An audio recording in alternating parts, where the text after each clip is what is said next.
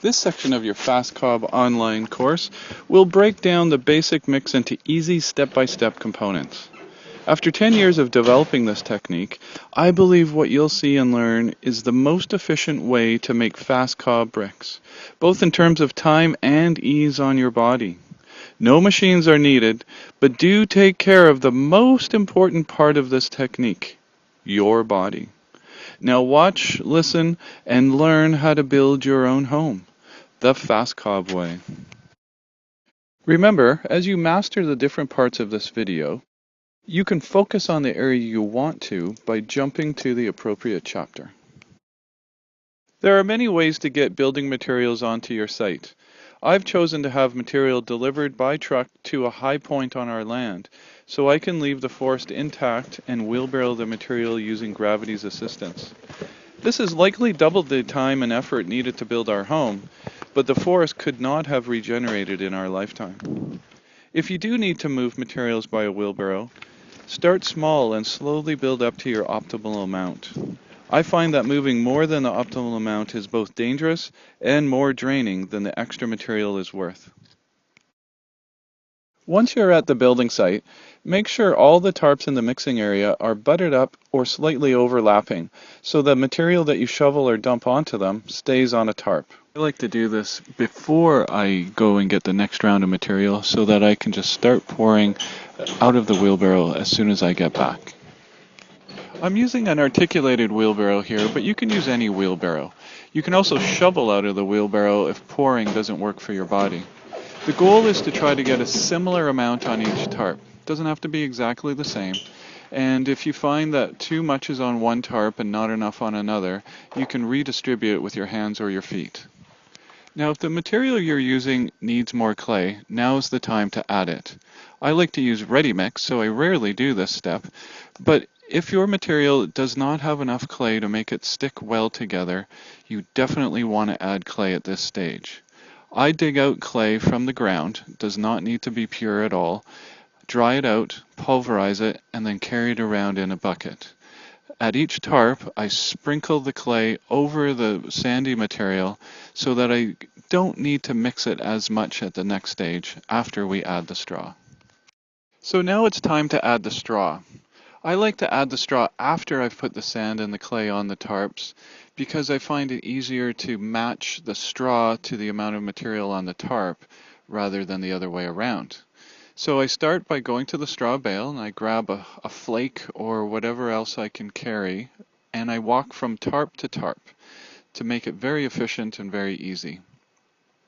I spread the material around with my foot so that I don't bend over, and if there are some clumps, I'll do a little cob dance on them to break them up.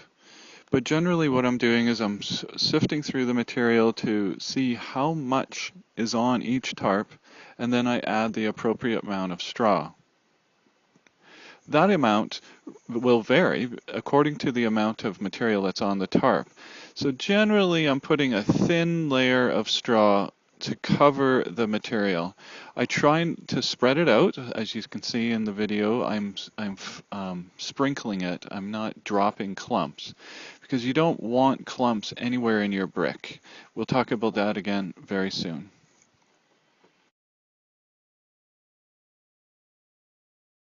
So when you start making a mix, you need to position yourself in the best place for you. I like to stand on the wide side of the tarp. I could stand on the narrow end, but it's a much longer reach to reach the far side of the tarp and all of the material. And you want this to be easy on your body at all times. So I like to start on the wide side. I squat down. That's my preference. Some people like to kneel, and that totally works. You can kneel on one or two knees. You can even sit if you drag a straw bale nearby, or if you happen to have a rock like I have behind me, you can sit down and mix as well. So the goal, of course, is to not exhaust yourself. It's to make this very easy. So you simply start by using the tarp as the tool that it is. Grab the edges, flip it around, flip the material around, flip, flip, flip. If you need to use your hands, feel free. There's no wrong or right ways to mix. But again, I'm going to focus on the easiest way. So I'm mixing with my hands right now just to get a sense of this material because I haven't worked with it yet, and I feel how moist it is. I get a sense of how much straw is in there. I can tell there's not enough straw, so I like to add the straw before I even squat down so that I don't have to get up. So instead I will simply scavenge some straw from previous mixes that have fallen off and add them in. Now it's not going to be as much straw as it could be, but it is the minimum amount of straw as we need. Now we're going to look at adding water with the fast cob technique. What I've developed here is a series of hoses, 1 to 4 throughout the mixing area, and on each hose is a brass valve and a sprinkler head. The sprinkler head distributes the water in a wide area, not in a very focused way, so that more material can absorb the water as I flip, flip, flip with the tarp. Once I feel like the material is saturated enough, then I pull the tarp over, pull the two sides together, and roll it on top of itself and do the fast feet methodology. I'll describe that in much more detail soon. But the water aspect of it is critical. You want to add enough water so that there are no dry spots throughout that brick, and that's what I was just checking with the fast feet. But not too much water, because if you add too much water, then you're going to end up with a goopy mess that just needs to sit and dry for a while, and it can really interrupt the flow of your building process. So as you can see, I'm using the tarp to flip, flip, flip, and depending on your material, you will most likely want to put your hands in it to see how it feels, like I just did there, before you wrap it up. But you want to experiment when you're first starting out. You want to add more water, less water, and get a real sense of what that type of material needs. I think the clay content is a huge determinant about how much water is needed. If there's a lot of clay, it can really absorb a lot of water. If there's a little bit of clay, then more water often will turn it into a goopy mess. So here again, I squat down beside the tarp and I'm using the tarp to flip, flip, get the dry parts exposed and add a little bit of water on each aspect that is dry. I'm not flooding the tarp at all. And then I pull it towards me. I pull one side tight, the other side tight, roll it back towards me on top of itself so that I can do this fast feet method. And that's the faster I can move my feet, the better it distributes the water and the clay, and it makes everything bond really, really, really well together. So this is where I'm searching for rocks or hard bits. If it's not a rock, then it's a dry bit, and then I open it up and I add more water. And you can see how fast this flow can get. One brick to another brick to another brick. And just flip, flip, flip, flip, flip. Now you might not be this quick when you first start out, but that's okay. You'll build up to it. And again, if you're unsure about how much water is in that material, you want to use your hands to get a real sense of it. And then once you get the technique for rolling, you can go really, really, really quick like this and do the fast feet to make sure all the water is distributed to all areas, clay is activated, and you've got another brick. Now, if the material you're using already has enough water, it's fully saturated, this is not a common situation, but it does obviously happen because you're going to witness it here in this video. It's easily my favorite way of making bricks, simply because we're not using ready mix anymore, we're using Instamix. Basically all we're doing is putting material on the tarp, adding straw, mixing in the straw to make sure it's not clumped, And then simply doing fast feet, rolling it up and activating all that clay and distributing the water that's in there so that the brick is going to start forming up very, very quickly.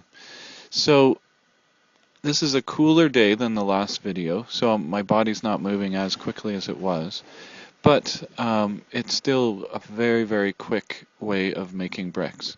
So again, I position my body on the wide side of the tarp. I use the tarp to flip the material back and forth and around, and then if I need to, I'll still use my hands to distribute the straw so that there are no clumps. And then I will pull the tarp towards me once I'm satisfied that the material is homogenized, and I'll pull the tarp, nothing fancy here. I just pull it so that it touches the other part of the tarp, and then I pull one side, and then I pull the other side, and then I roll it onto itself again. And then I simply move straight onto the fast feet portion of the technique. And again, so important, distributing the clay, activating the clay, starting the bonding process. It's this pressure that really, really makes a solid brick, that makes the house a very strong house, a monolithic mass. It's very important to do the fast feet.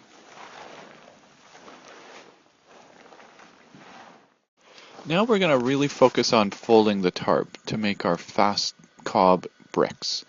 So again, we start by using the tarp to flip the material, adding water with the hose and the sprinkler head to distribute it well so no area gets super saturated. All of it gets nicely saturated. I'm using my hands to feel the material to really see, is this as much water as I need? I believe it is. So I reach to the far end of the tarp and I pull it towards me. Now notice how the tarp is just touching the other tarp. It's not tucked under. Now I'll grab one side and I'll pull it tight. I'm not pulling it so that it bends up or there's a gap between the material and the tarp, but I pull it snug. Then I pull the other side snug again so that it is nice and tight but not too tight. And I smooth out the tarp with my hands so that when I roll it back on top of itself, I can just simply move straight into the fast feet portion of the brick making. And that, in a nutshell, is how to fold a tarp with the fast cob technique so that when we get to flipping those bricks on the wall, it's nice and easy. Now we're going to talk about fast feet one more time. You've heard me talk about why it's so important. It activates the clay, it distributes the water, it makes the brick a nice solid brick, a very integral brick from edge to edge, end to end. That's what we want in our walls. That's why we focus so much energy on the fast feet. So what we're doing here is we're searching the whole brick with our feet. We're looking for hard spots. Anything that feels harder than the rest of the brick is either a rock or a dry part of the brick. Dry parts of the brick will not stay on the wall, so there's no point in transporting that brick to the wall if there's anything dry. So by doing this vibration action, we can make sure that the water gets everywhere, which saturates the dry areas and activates the clay in all areas of the brick, because we want all of that brick to be an integral, strong brick that will bond well to all the other bricks that it's going to be built upon and built under, so that the wall that we create is a monolithic mass, one solid, non-breaking wall that will last 300 to 500 years.